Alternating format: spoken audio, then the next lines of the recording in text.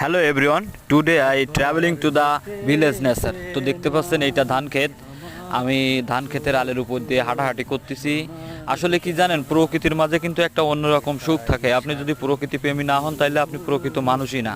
তো প্রকৃতির সুখ একটা অন্যরকম ব্যাপার, যেটা কখনো লক্ষ টাকা দিয়েও কিনা যায় না। আপনি হাজার কোটি টাকার মালিক হতে পারেন, কিন্তু এই যে প্রকৃতির মাঝে যে সুখ, এইটা কিন্তু কখনোই কেনা সম্ভব না। এইটা উপভোগ করতে হলে অবশ্যই প্রকৃতির মাঝে আসতে হবে। প্রকৃতির মাঝে যদি আপনি না আসেন তাহলে কখনোই প্রকৃতির সুখ পাবেন না। আর যদি কখনো মন খারাপ হয় তাহলে অবশ্যই প্রকৃতির দিকে আসবেন এবং প্রকৃতির মাঝে ঘুরবেন, প্রকৃতির সুখটা কি বুঝতে পারবেন, মনটা অনায়াসে ভালো হয়ে যাবে। সো আজকে এইখানে যে চারিপাশটা দেখতেছেন, এখানে কিন্তু চারিপাশে অনেক ধান ক্ষেত লাগানো আছে। আর ধান ক্ষেতের মাঝখান দিয়ে হাঁটার যে মজা, সেটা নিজে নিজে উপভোগ করতেছি। আমি এখানে একাই আসছি, তো আর বেশি দূরে যাব না, এখনই ফিরে যাব। তো আমি লেটেস্ট একটা ভিডিও আপলোড করছি, সেটা আমার ভিডিওতে দেওয়া থাকবে, সবাই